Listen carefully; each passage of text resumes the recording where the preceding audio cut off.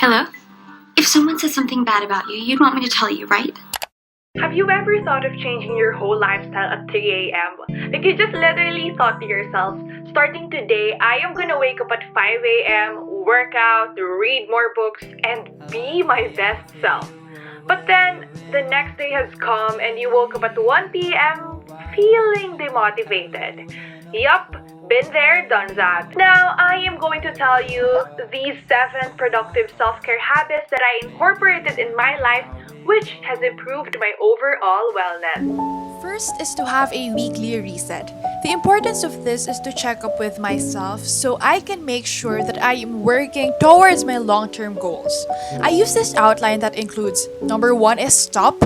What are the things I noticed that I did this past week that I want to stop? Start. What is one thing that I want to start doing this week? Continue. What are the actions that I did well this week that I must continue? Small wins. Of course, my favorite part actually, I love writing down my small wins because it is my way of celebrating them, acknowledging that I am making progress even in the most mundane ways and things. Lastly is a little reflection on how I feel and what I realized about myself this past week. Having a weekly reset just sets my mood for the week so that I know that this week is in my control and it will not be wasted. I make my bed every single morning. I have been incorporating this simple but effective habit in my life ever since I watched this video on my Facebook newsfeed. If you make your bed every morning, you will have accomplished the first task of the day. It will give you a small sense of pride, and it will encourage you to do another task, and another, and another. And by the end of the day, that one task completed will have turned into many tasks completed. Making your bed will also reinforce the fact that the little things in life matter. It is amazing because small habits like making your bed can motivate you to accomplish bigger tasks throughout the day. As the quote says, action creates more action. And what it means to me is that every time I get to accomplish little things, I feel more confident and ready to continue making action. Another life-changing habit that I am recently doing is that I go for a morning walk. What has motivated me to start doing this is because I am having a hard time to sleep at night. And as I watched Olivia's video, I learned about the circadian rhythm. Basically, your circadian rhythm is your body's natural way of keeping to its 24-hour body clock, helping your body operate on a healthy sleep-wake schedule. And one factor in order for you to sleep well is by getting morning sunlight. That's because of numerous factors including, first, it is good for your body temperature because sunlight can warm you up. And second, it increases in the level of the hormone serotonin, which is important to sleep. I promise you, sunshines, it is totally different when you only get sun exposure from your windows and when you get it directly by going for a walk or just by reading a book under the sun. Meditation. I know this is cliche, but hear me out. I think meditation is overrated for a reason. I recently discovered this app called Insight Timer, where they have thousands of free meditation practices. Not sponsored, by the way, but I wish it was. Kidding aside, I just loved going to this app at any time of the day wherein I feel like I just need a little more mindfulness. Alam niyo yun. It also calms my mind at night before I sleep because as I've mentioned, I am kind of having a hard time to sleep immediately. My tip for you, sunshines, is to try guided meditation in this app to practice your breathing and to be more aware of your mind and body.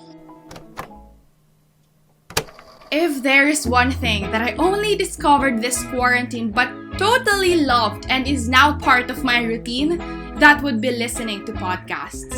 I learned that you can absorb information faster when you are moving or doing something rather than just sitting on your desk. And that is why I really loved listening to podcasts while I am getting ready in the morning. And I suggest for you sometimes to try that as well.